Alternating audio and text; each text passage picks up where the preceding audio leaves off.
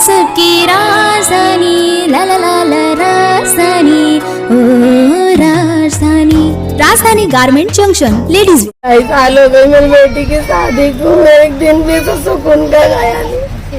किसी की चैन करते थे, रिश्ता मारते करते थे मेरी बेटी को। रात को भी बहुत झगड़े हुए थे, मेरी बेटी को ऐसे मारा, ऐसे बता रही अम्मा कौन निकालना, देखना अम्मा मेरे को। मैंने जान दे बेटा, संसार में होते रहता। वो जुबेर भी, आरिस भी, रानी भी, सारे का सारे बोल रहे थे उसको क्या कैसी ढेकरी बोले, चिनार शादी नासिब तो उठ गए बोले मेरे बेटे के शादी की वीडियो कैसे देख रहे थे वो। मत बोल। अच्छे से बोल जा सुबह क्या हुआ? सुबह तुम गए तो क्या हुआ? सुबह में मेरा फोन आया, बोले मानी बोले ना आप दरवाजा नहीं खोली, मैंने तुम दरवाजा खोले ना, क्या होगा इसको। बोले तुम आ बोले तो मैंने लिया हमारे बोली चलो, तो हम गए ना, तो उसके अब्बा ने बोले अपो दरवाजा खोलना बेटा, अपो दरवाजा खोल। तो मैं गई, अपो बेटा उठना, मेरी नमाजी भी करी माँ माँ, नहीं सुनने उन्होंने। ऊपर से चढ़ के देखे तो मेरी बच्ची नीचे इधर से देवर था, उधर से देवर सोले, लेकिन लोगों ने नहीं खोला दरवाजा। अच्छा, वो भी अंदर ही सोए थे क्या? हाँ, वो भी बाजू में यही सोलते हॉल में, उनका काम था ना, मेरी बच्ची आज बच जाती थी। जो रूम क्या हुआ था? साल पहले शादी हुई थी, शादी जब से हुई थी। कितने साल पहले? ये 2 साल हो गया था। एक लड़की है इसको, अपने 11 महीने की बच्ची है। शादी जब से हुई, जब से कटकट में सब लोगों को बैठा के बिरादरी में सबको बोला, बिरादरी में यही चाहते थे कि भाई बच्ची को समझा के भिजा दो। मेरी बच्ची एक ही लड़की थी, मतलब ये कैसा बदनामी से बेहतर है अपनी बच्ची को निभाना चाहते अपन, ये मैं समझा के भिजाता था। लेकिन रात को जो मामला ऐसा हुआ कि रात में बच्ची के साथ टॉर्चर हुई। वो जो जुबेर है वो कुछ उसका खाना उना जैसे नमक उमक कुछ कम हो गया होगा, तो जुबेर ने शायद ट्रिका भी फेंका या नमक उमक, तो दोनों दीवार भावज में कुछ तक हुई। तो बच्ची को कुछ बुलाना आया, मेरी घरवाली को सुनने में आया, तो मेरी घरवाली वहाँ पहुँच चुकी थी। तो मेरे को आगे बोली कि मैंने समझा के आगे, बच्ची बहुत रो रही थी, बोले बच्ची को खून भी निकल रहा था। तो मतलब जानते तूने समझा के आगे ना, सुबह अपन और चले आएंगे, समझा देंगे बेटा, जान दे जो हुआ जान दे, होते रहता।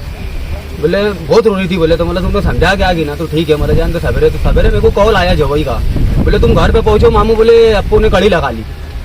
अरे मैं क्या चाहता हूँ, जब कड़ी लगी थी, ये भी उनका काम था ना। जब मामला ऐसा था, गर्मी गर्मा था, रात को जो बच्ची टॉर्चर थी, रात भर से मेरी बच्ची ने खाना खाई कि नहीं, रात में टॉर्चर हुआ, तो इनका क्या काम था कि तुम फोन मेरे को नहीं लगाने से बेहतर तुम जैसी कड़ी लगी वैसी तोड़ो ना। क्या हुआ मामला आए तो मेरे को कॉल करे, जब तक बच्ची ऑफ हो गई। और वो भी मैं जब देखा, तो जब मेरी बच्ची को देखा मैं हादसा, जब मैं बच्ची को लौटा तो दरवाजे अंदर से लगा था और ये सब बाहर खोलते और साथ रोटी पका रही नीचे। क्या इससे पहले भी टॉर्चर वगैरह किया? इससे पहले भी बहुत टॉर्चर हुआ बच्ची के साथ। मैंने शादी ऐसी करा, मैंने सब कुछ जीने के बाद भी बच्ची को टॉर्चर था ही था, कुछ ना कुछ बातों का टॉर्चर था। इसमें क्या कंप्लेन दी है? वही बच्ची को जो टॉर्चर देता था उनके नाम की कंप्लेंट देती है। क्या नाम है? जैसे जो ननन सास जो भी तकलीफ थी, ये जो अपना नूरू नापा थी, जैसे बच्ची के पीछे लगती थी, ये सब बाहर रहते थे। उसके बाद जो रात का जो हादसा हुआ, तो मैंने मेरी घरवाली को बोला, जो तेरे सामने जिन्हें उसको बोला उनका सबका नाम बोल दिया। क्या चाहते हैं अभी तुम? वही चाहते हैं मेरे को इंसाफ होना, और मेरी एक ही लौती बच्ची थी। आज मेरी बच्ची के साथ हुआ और किसी के बच्ची के साथ ना ऐसा होए।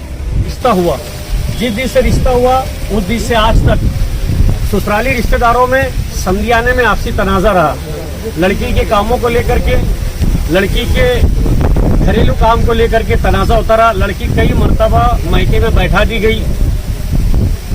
फिरोज ने आकर के बहैसियत बिरादरी के जिम्मेदारान हम लोगों के पास कई मर्तबा शिकायत की, लेकिन क्योंकि इकलौती लड़की थी, इसलिए हमने 12 फिरोज से कहा कि हर घर के तनाजात होते हैं, तुम लड़की को पहुंचा दो।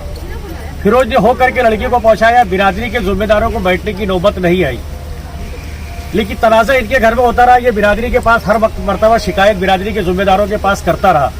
अभी फिलहाल जल्दी ही बोला गया था कि आप बिरादरी के लोगों को बैठा करके कोई मसला हल किया जाएगा, लेकिन कल रात में 10 बजे के करीब रात में इनके घर में कोई 10, 11 और 12 के बीच में ससुराल में लड़की के कोई तनाजा ऐसा हुआ कि मामला हद से ज्यादा बिगड़ गया। तो ससुराली रिश्तेदारों ने आकर के फिरोज भाई के घर पे बोले कि घर में झगड़ा हो रहा है, आज चलो। फिरोज भाई की तबीयत नासाज थी, ये सोए हुए थे। इनकी मकान वाली समधियाने में गई, लड़की को वहीं पर समझा दी, क्योंकि बार बार लड़की को घर पर लाने से गली में और रिश्तेदारी में बदनामी होती थी कि 8-10 दिन में बच्ची क्यों घर पर आ जाती। इसलिए इनका कह रहे थे कि बच्ची ससुराल में रहे, संसार करे तो बेहतर है। इन्होंने बार बार बच्ची को इसीलिए पहुंचाया, और उस रात में भी ऐसा ही हुआ कि माँ ने बच्ची को समझा बुझा कर, उस घर के जो भी लोग तकलीफ दे रहे थे, इन्होंने जिनका नाम पुलिस स्टेशन में बताया, हम तो मौजूद नहीं थे, वो लोगों को लड़की की वालदा ने समझा कर, लड़की को समझा करके वापस आ गई। लेकिन जब सुबह 8:30-9 बजे फिरोज भाई को ससुराल समझाने से फोन आता है दामाद का कि आपकी बच्ची 5 बजे या 5:30-6 बजे जो भी वक्त में ऊपर गई, अंदर से सिकड़ी लगा ली और क्या करी पता नहीं। वो लोगों ने, उनकी जिम्मेदारी थी ससुराली रिश्तेदारों की कि वो उसी वक्त पीछे जाते, दरवाजा तोड़ते, बच्ची को बचाते या जो भी करते, लेकिन उन्होंने ऐसा नहीं किया। फिरोज के आने का इंतजार किया। फिरोज और उसकी बीवी जब पहुंचे तो दरवाजा अंदर से बंद था या बाहर से बंद था, ये तो फिरोज की औरत ही अच्छी तरह बता सकती, क्योंकि हमारे सामने जो जबानी दी वो जबानी की बनिस्बत ये कि फिरोज की घरवाली का, यानी जो लड़की खुदकुशी की, उसकी वालदा का बोलना है कि दरवाजा बाहर से बंद था, अंदर से नहीं। फिर भी वहां जाकर के फिरोज ने वो लाश को नीचे उतारा, जबकि ये काम ससुराली रिश्तेदारों का था, उसके शोहर का था, उसके देवर का था, उसकी सास का था। लेकिन मायके से जब बाप जाता है, वो अपनी बच्ची की लाश को उतारता है और उसको ये उम्मीद जागती है कि शायद मेरी लड़की जिंदा हो। उस आस के बारे, उस उम्मीद के सहारे ये बच्ची को लेकर के सारा हॉस्पिटल जाता है। सारा हॉस्पिटल में जब मुर्दा करार दिया जाता है, ये वहां से मुझे फोन करता है कि मामू मेरी बच्ची के साथ ऐसा ऐसा हो गया और मैं सारा हॉस्पिटल आया, अब मैं क्या करूं, घर ले जाऊं या क्या करूं। तब हमने इसको सलाह दी कि घर ले जाने से कोई फायदा नहीं, क्योंकि पुलिस अपनी कार्रवाई करेगी। वहां से लाश या कब्रिस्तान तदफीन भी हो गई तो कानून के मुताबिक लाश निकाली जाएगी। इसलिए तो पुलिस की मदद लो और लाश सिविल हॉस्पिटल ले जाओ। मशवरे से सिविल हॉस्पिटल लाश लाई गई। यहाँ पर आकर के पीआई साहब रमजानपुरे के शफीक भाई के फोन पर यहाँ पर आए।